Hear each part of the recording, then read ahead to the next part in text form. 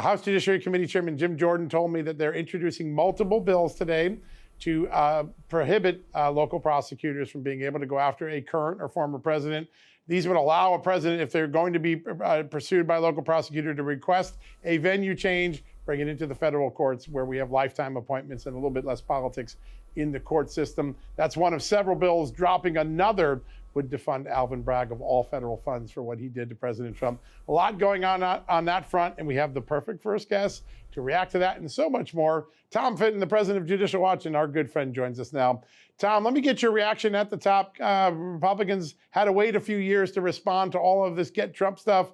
They're now not only doing investigations, starting to craft legislation. Your take on their first ideas?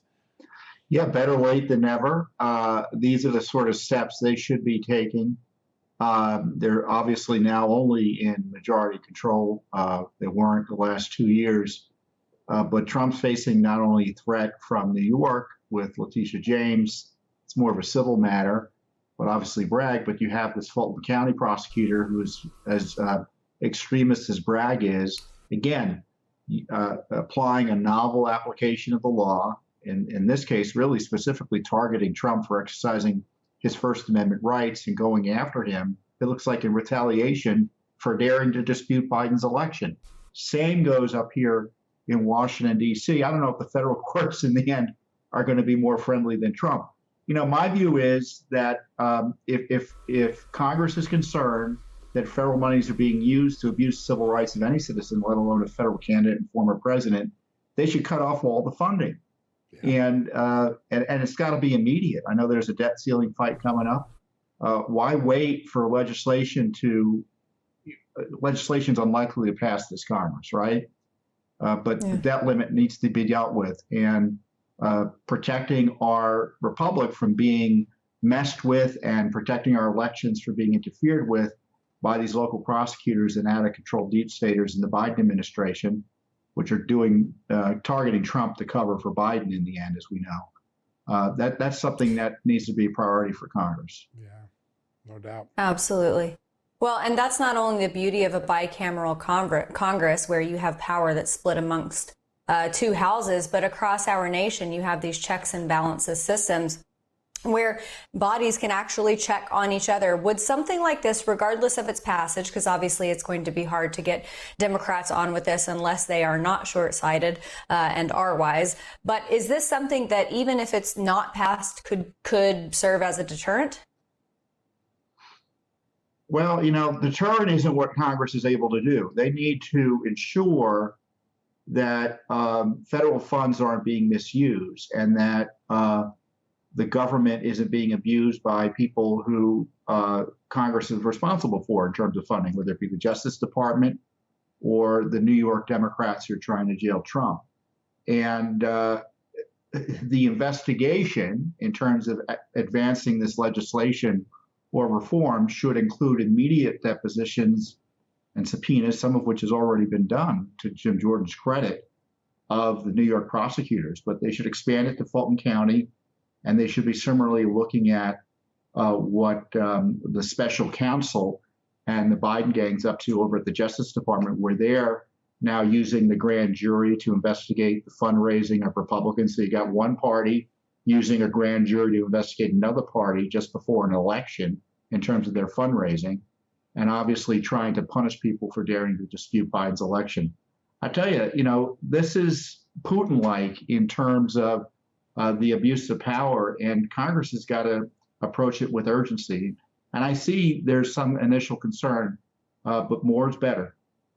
Yeah, no, absolutely. Well, Congress isn't the only place that is exacting information for the American public. Judicial Watch has several lawsuits that are really, I think, breaking ground. One of them seeking records on the Hunter Biden gun scandal. It is unimaginable that given what we know in the public, what's admitted to, what's not in doubt, that there hasn't been a charge on that case. Tell us why you're suing the FBI for the gun records in that case.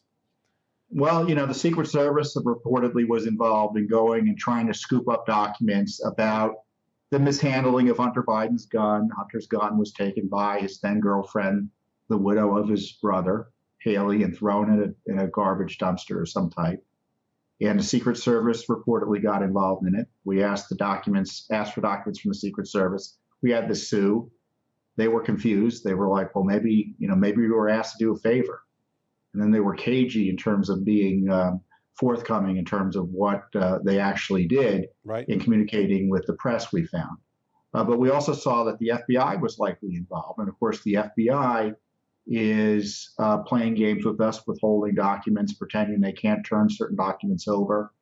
So we're suing in federal court. But it looks to me there's strong evidence, and the cover-up is additional strong evidence, that the Secret Service and the FBI improperly intervened to protect Hunter Biden, and obviously Joe by implication, from the implications of his mishandling of this gun. Yeah, important stuff. Seems that a lot of agencies are resisting giving up documents, U.S. Treasury as well.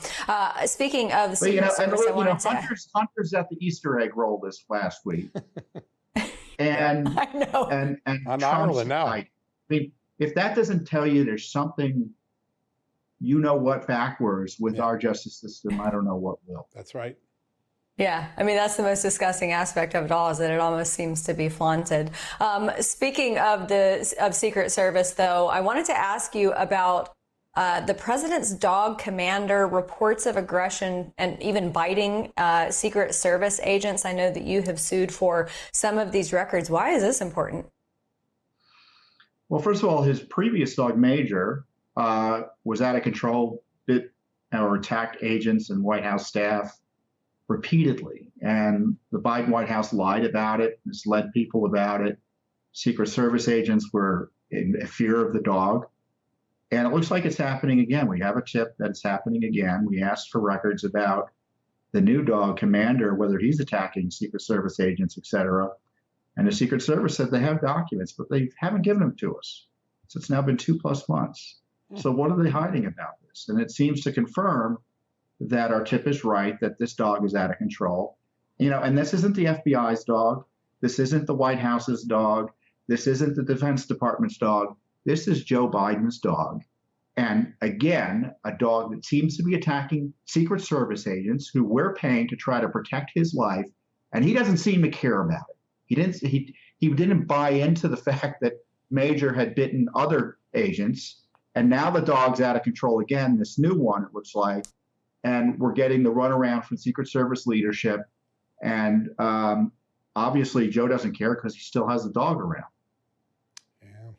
It's an amazing story, and one that I'm sure we'll get to the bottom only because of the great work that you do at Judicial Watch. Tom, I want to turn to something. It's been a mostly run Democrat town for the last 4 or 5 years, but the one place that's been a consistent counterbalance has been the courts.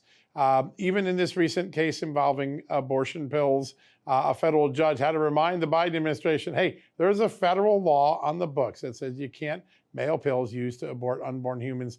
Tell us how important it is to have that line of defense at the courts when everything else seems to be leaning left in this town. Yeah, there are two angles related to this abortion pill. The approval process, the expanded use of it, which is being challenged. And then there's this law that's been in place, I think, almost well over a century now, that prohibits abortifacients from being mailed. Right. And so obviously that covers this abortion pill. And the left is depending on being able to mail this pill into states that are trying to protect unborn lives to get around the rules and the life protections.